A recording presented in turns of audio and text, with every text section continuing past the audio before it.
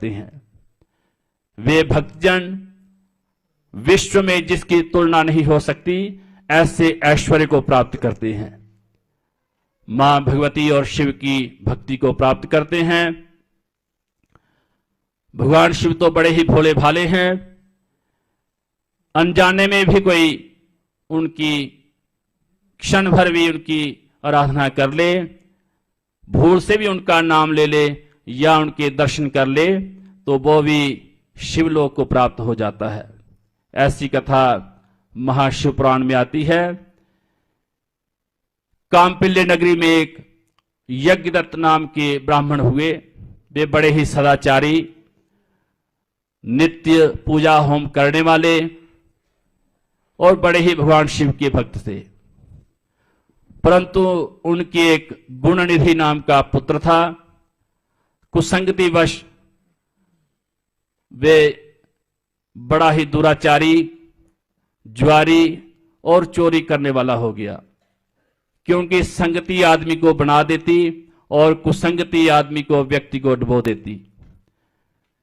उसकी ऐसे लोगों के साथ कुसंगति हो गई जिससे वह बुरी आदतों को सीख गया, जिससे उसके पिता बड़े दुखी रहते थे। बार बार उसके उलाहने आते थे कि हे ब्राह्मण, आप इतने तपस्वी, इतने पूजा पाठी हैं और आपका पुत्र किस तरह से आपकी बदनामी, आपका अपमान करवा रहा है। यज्ञदत्त के समझाने पर पुत्र गुणनिधि सीधे रास्ते पर नहीं चले, बुरा अपने ही उस कुसंगति में सदा चलते रहे। तब उसके पिता ने अपने पुत्र का त्याग कर दिया। गुणनिधि जो उनका पुत्र था वे घर से चला गया। भूखा था, प्यासा था, पहले से ही वो चोरी करना जानता था।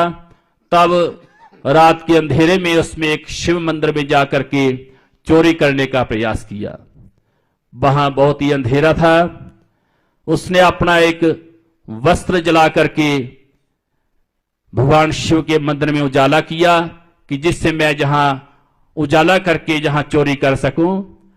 परंतु भगवान शिव तो बड़े भोले भाले हैं। उनका उस तरह से कपड़ा जलाने से जो उजाला हुआ उसको भी भगवान ने उसका दीपदान ही समझा। वे गुणनिधि चोरी के अपराध में पकड़ा गया। राजा ने उसको मृत्यु दंड दिया। जब उसकी मृत्यु हो गई तो उसको यमदूत वहां लेने के लिए आ गए।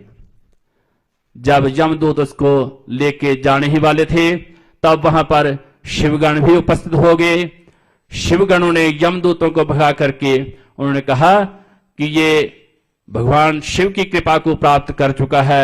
इसने भगवान शिव के मंदिर में उजाला किया है, दीपदान किया है और भगवान शिव के उस उजाले में दर्शन किए हैं। इसलिए अनायास ही भगवान की, शिव की इनके ऊपर कृपा हो गई है। इसलिए ये शिवलोक का अधिकारी हो गया है।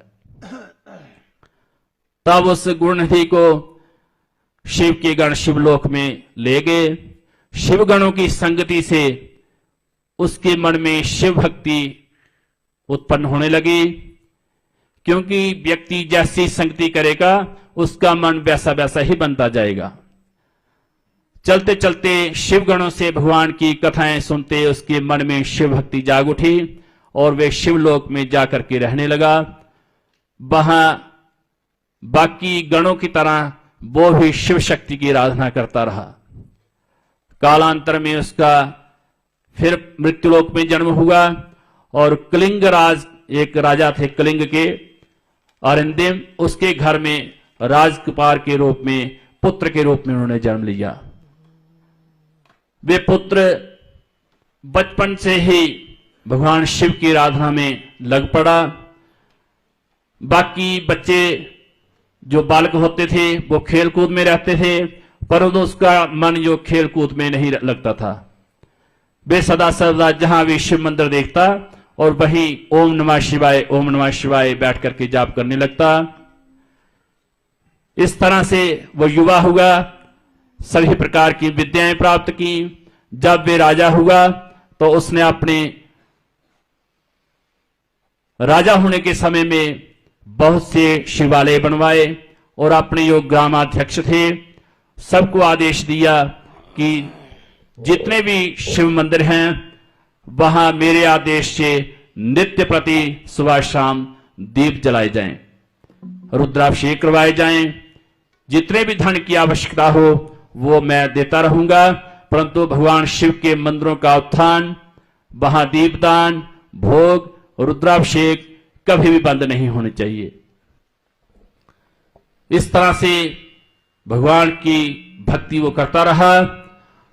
वही जो गुणनिधि जिनकी शिव कृपा से उस राजा के घर में उत्पत्ति हुई, फिर राजा बना, फिर उसने भगवान शिव की आराधना की और दिक्पाल का स्थान उन्होंने प्राप्त किया। वही बाद में जाकर के कुबेर हुए।